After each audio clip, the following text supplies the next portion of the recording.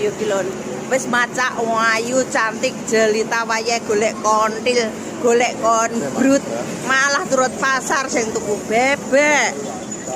Tuku serai, tuku jahe. Jane wae liburan apa maisung. Masa macak kenceng seksi ngene iki wayahe ngelonte-ngelonte lah kok malah turut pasar blonjo. Tuku bumbon. Nggih persiapan lebaran. Aku lek apa liyane duwe sih bumbu liyane duwe. Nganu kok lek bazar ngene Bebnum to dicepaki nganu ki lho jangan bung.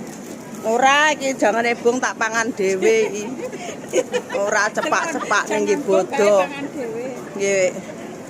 Nggih nganu